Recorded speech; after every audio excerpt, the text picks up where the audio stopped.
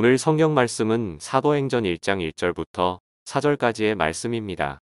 사도들이 백성에게 말할 때 제사장들과 성전 맡은 자와 사두개인들이 이르러 예수 안에 죽은 자의 부활이 있다고 백성을 가르치고 전함을 싫어하여 그들을 잡음에 날이 이미 저물었으므로 이튿날까지 가두었으나 말씀을 들은 사람 중에 믿는 자가 많으니 남자의 수가 약 5천이나 되었더라. 우리의 삶의 자리에서 이렇게 내가 신앙생활을 하면서 하나님의 은총이 임해야 되는데 하나님의 은총이 임하지 아니하고 고난을 당한다든지 하나님께서 우리를 무시하셔서 하나님이 침묵하신다든지 이런 어떤 삶의 경험을 하게 되는데 6월 한 달 동안 사도행전 4장에 있는 말씀을 함께 나누고 함께 묵상하려고 합니다. 사도행전 4장을 통해서 오늘 우리의 삶의 자리에 일어나고 있는 신앙의 여러 가지 많은 갈등이 하나님의 말씀과 믿음으로 잘 해결하고 잘 극복하는 여러분들이 되기를 주님의 이름으로 축복합니다. 사도행전은 사도 바울의 주치 누가가 누가복음 다음 후편으로 기록한 사도들의 행진을 기록한 것을 이 사도행전이라고 이야기를 합니다. 그래서 사도들의 선교의 발자취, 그래서 선교행전, 또 성령의 역사로 이루어지는 사도들의 발걸음이라 그래서 성령행전, 또 사도들로 말미암아 성령의 임함으로 말미암아 교회가 시작되었다 그래서 교회행전이라고도 합니다. 사도행전이 이제 28장까지 기록되어져 있는데 이 사도행전이 기록되어져 있는 모든 사도들의 그 발자취를 통해서 오늘 우리의 발자취도 그 속에 한번 넣어보고자 하는 것입니다. 사도행전 오늘 본문 4장은 초대의 공동체가 이제 시작이 되어서 형성되어 가는데 좀 더 단단해져 가는 그 과정을 서술하고 있습니다. 1장에서는 예수님께서 부활 성천하신 이야기, 예수님께서 부활 성천하시면서 그대로 오리라. 2장에는 성령이 임해서 이 120명의 마가의 다락방에서 기도하던 자들에게 성령이 임함으로 말미암아 교회가 시작되었습니다. 성령을 체험한 제자들은 뛰어나가 예수 그리스도의 증인이 되었고 3,000명이 회개하고 예수 그리스도를 믿게 되어서 이들이 예수 그리스도를 믿는 사람들의 공동체, 신앙 공동체, 즉 하나님 나라 예수 공동체를 만들어서 그들이 기도하고 그 말씀에 순종하는 정말로 아름답고 멋진 초대 공동체의 모습을 보게 되는 것입니다. 3장에서는 우리가 너무 찬양으로도 또 너무 많이 이렇게 들었던 유명한 이야기, 선천적으로 태어나면서부터 걷지 못하는 그런 장애인이 40년 동안이나 성전 미문에서 구걸하며 살고 있었습니다. 예루살렘 성전에는 동서남북으로 8개의 문이 있는데 그 중에 예루살렘 성소로 향하는 남쪽의 문, 그 문이 아름다운 문이라 그래서 미문이라고 이야기를 하고 성전으로 들어가는 문입니다. 하필 이 거린이 8개의 문 가운데 왜 성전 미문에서 구걸을 하고 있는 것일까요? 아마 하나님 앞에 회개하고 하나님 앞에 기도하러 나가는 사람들의 마음이 긍휼과 자비가 많기 때문에 아마 그 입구에 장애인이 서 있었을 것입니다. 만약 우리 교회 앞에서 구걸자가 있다 하고 시장터에서 알지 못하는 사람들 구걸자가 있다 그러면 어떤 이 구걸하는 사람이 수익이 더 많아지겠습니까? 베드로와 요한이 성전에 기도하러 올라갈 때 유대인은 하루에 3번씩 기도를 합니다. 근데 이 장애인을 만나가지고 유명한 은과 금은 내게 없거니와 내게 있는 것으로 내게 주노니 곧 나사렛 예수 그리스도의 이름으로 일어나 걸어라. 그 말을 듣는 순간 이 장애인 40년 동안 한 번도 걷지 못했던 사람이 일어나고 걷고 뛰며 하나님을 찬양을 했습니다. 정말로 놀라운 기적입니다. 이 사건을 계기로 수많은 사람들이 이 한 장애인이 일어나게 된 이 사건을 경험하게 되고 목도하게 되었고, 야, 어떻게 이런 역사가 일어나게 되는가 하고 많은 관심을 가지게 되었을 때, 그리고 그 관심이 베드로와 요한에게 주목되어질 때에 베드로가 그들에게 설교를 하게 됩니다. 그 설교의 내용이 정말로 우리가 복음의 복음이라고 말할 수 있는 것인데, 이 40년 동안의 장애인을 이렇게 세운 것은 우리가 아니다. 베드로와 요한이 아니라 예수 그리스도시다. 그 예수님은 누구인가? 여러분들이 십자가에 못 박아 죽인 분이시다. 그렇지만 예수님께서는 돌아가셨지만 다시 부활하셔서 살아나시고 부활 승천하셨습니다. 나는 이 일의 정인입니다. 예수님은 우연히 태어난 것이 아니라 아브라함과 모세와 다윗이 예언했던 그 메시아임을 선포하고 그분이야말로 우리의 구원자이십니다. 그러므로 여러분 회개하시고 하나님께로 돌아와서 영원한 생명을 누리는 구원을 얻을 수 있도록 예수 그리스도에게 오십시오 하고 복음을 초청하는 장면이 베드로의 설교 가운데 나타나 있습니다. 정말로 이 초대교회가 3,000명이 막 이렇게 모이고 또 기적이 일어나고 막 많은 사람들이 막 교회에 대해 관심을 가지고 되니까 막 뭔가 막 큰 부흥이 일어날 것 같고 먼 하나님의 역사가 일어날 것 같은데 정말로 이게 우리가 볼 때에 앞으로 미래의 결과가 너무 좋은 일들만 일어날 것 같았는데 신앙생활 열심히 하고 또 기쁜 마음으로 했으니까 그만큼 보상을 받아야 되겠다. 보상이 주어질 것이라고 하는 것을 기대하기도 합니다. 그런데 오늘 성경 본문에 있는 말씀은 이런 어떤 우리의 기대감이 무너지게 되고 이 사건으로 말미암아 제자들이 감옥에 갇히는 핍박을 받게 된다고 하는 사실입니다. 2절과 3절에 보면 예수 안에 죽은 자의 부활이 있다고 백성을 가르치고 전함을 싫어하여 그들을 잡으며 날이 이미 저물었으므로 이튿날까지 가두었으나 그랬습니다. 누가 이 제자들을 감옥에 가두었는가? 누가 핍박을 했는가? 사도행전 4장 1절에 사도들이 백성에게 말할 때에 제사장들과 성전 맡은 자와 사두개인들이 이르러 하고 세 부류의 사람을 이야기를 하고 있습니다. 첫째, 제사장들입니다. 제사장은 아론의 후손들입니다. 예수님 당시에 한 2만 명이 넘는 제사장들이 있었다고 합니다. 두 번째로는 성전 맡은 자, 성전의 출입이나 성전 관리, 성전의 행사가 있을 때 치안을 담당하는 사람, 그리고 그 성전에서 여러 가지 많은 일들이 일어나게 될 때에 그 성전의 모든 질서를 책임졌던 사람으로 대제사장 다음과는 권력제 서열 2에 속하는 사람이라고 합니다. 대제사장의 최측근이 그 길을 걸어가게 되는데 오늘 다른 번역에는 성전 경비대장이라고 번역하기도 했습니다. 세 번째는 사두개인입니다.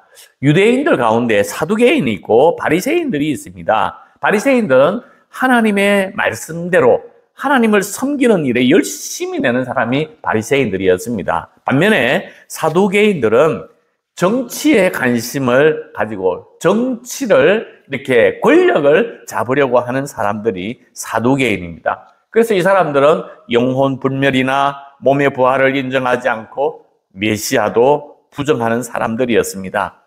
이들이 예수님을 부정하는데 예수님이 부활하셨다고 하니까 그들이 위협이 되고 도전 위기를 느끼기도 했습니다.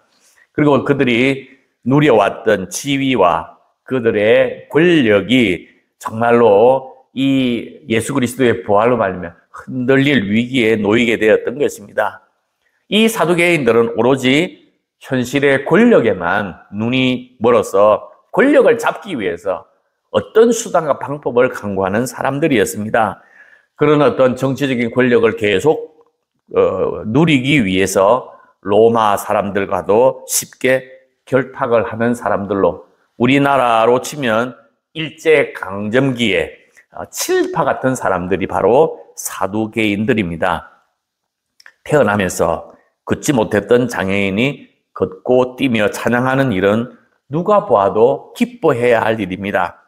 그런데 이 세 부류의 사람들은 이 사건을 못마땅히 여기고 이 사건, 이 기적이 막 널리 알려지는 것을 싫어했습니다. 그래서 그들이 싫어하고 그들이 이렇게 복음이 전파되는 것을 가로막으려고 했던 것, 우리에게 있어서 이렇게 정말로 참된 복음이 전파되어야 함에도 불구하고 잘못된 신앙만을 가지고 잘못된 신념을 가져서 영혼의 구원에 나가지 못하도록 가로막는다든지 이 땅에 생명을 유지하지 못하도록 잘못된 신념 가운데, 가치관 가운데 살아가는 사람들도 많이 있습니다.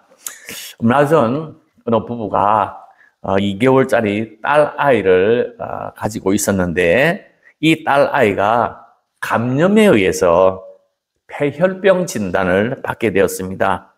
그래서 병원에서는 이 아이를 살리기 위해서 수술을 제안했는데 그 부모가 수술을 거부한 것입니다.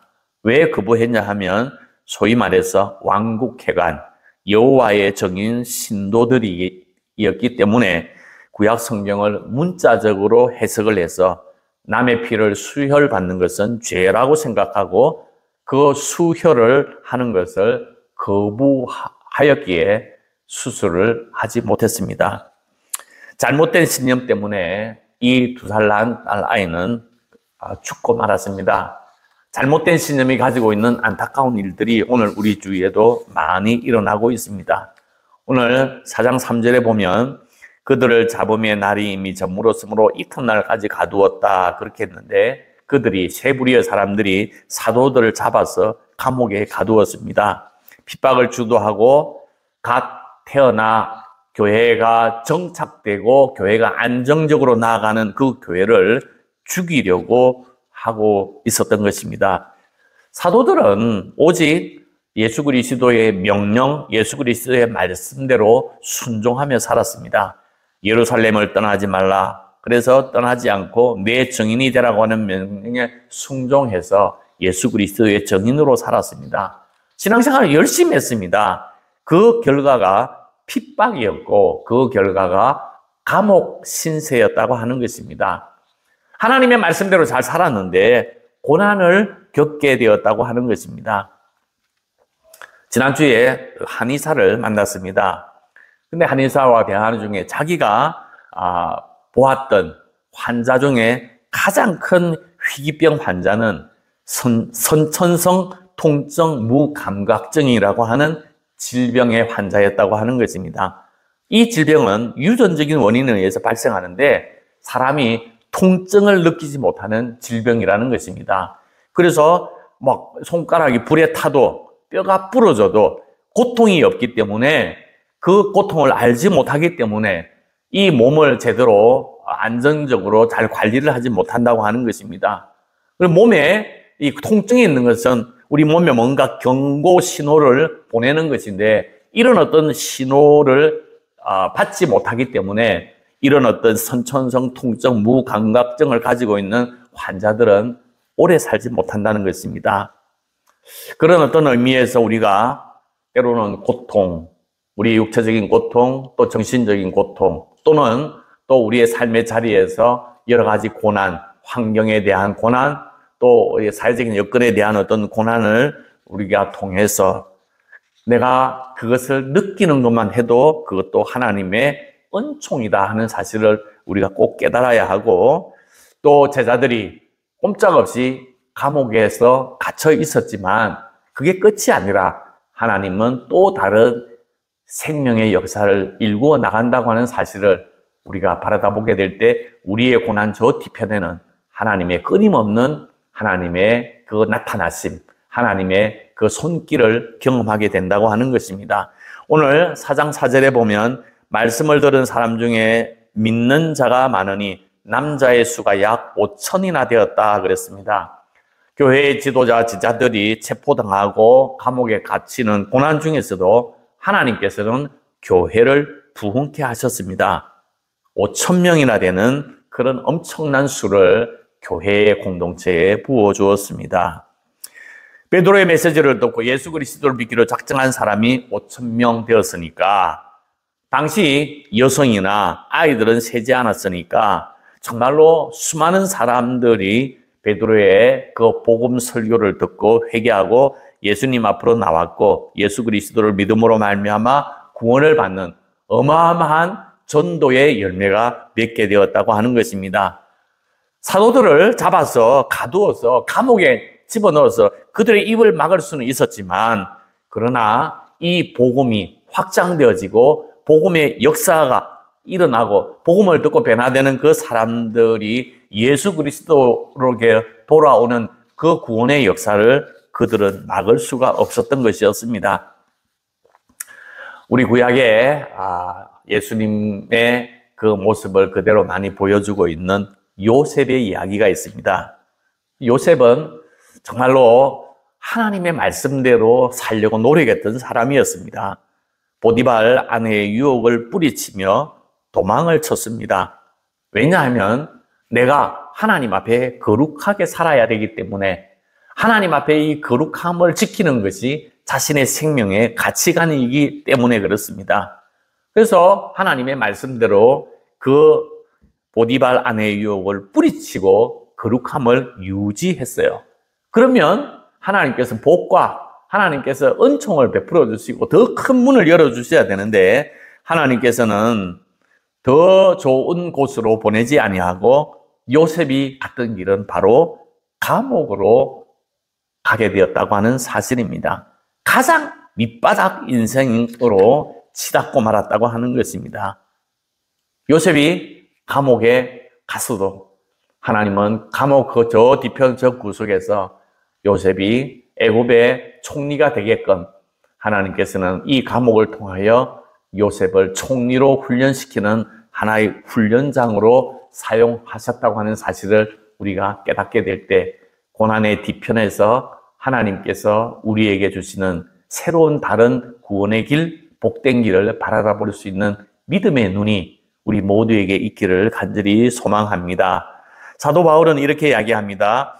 우리가 하나님의 자녀라면 하나님의 상속자로서 그리스도와 공동 상속인이 되는 것입니다. 그러므로 우리가 그리스도와 함께 영광을 받으려면 그분과 함께 고난도 받아야 합니다. 우리가 주님과 함께 영광을 누리기 위해서는 주님과 함께 고난도 받아야 한다는 것, 고난 없이는 영광도 없는 것입니다. 십자가의 죽음 없이는 부활도 없다고 하는 사실입니다. 교회는 예수 그리스도를 믿는 사람들의 모임 공동체예요. 그 모임이 예수 그리스도의 몸인 것입니다. 살아있는 교회는 어떤 일을 당해도 어떤 핍박을 당해도 부흥하고 승리하게 된다고 하는 것입니다. 교회의 주인은 베드로와 요한 제자들이 결코 아니라 그들이 없다고 넘어지는 것도 아니고 교회의 주인은 바로 예수 그리스도이라는 사실입니다.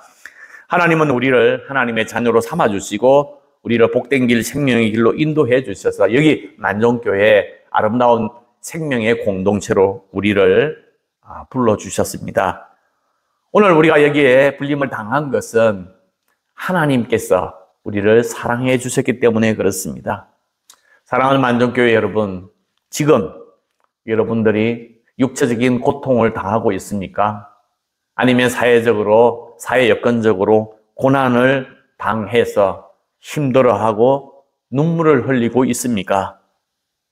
오늘 말씀을 통하여 고난의 뒤편에 있는 주님의 손길을 바라다보고 믿음의 눈으로 주님이 역사하심을 바라다보고 오늘 우리의 고난이 이게 끝이 아니라 고난 뒤편에서 역사하시고 함께 울어주시고 함께 동행하여 주시는 하나님이 계심을 믿고 참고 견디며 승리하는 여러분들이 되기를 주님의 이름으로 축복합니다. 아멘.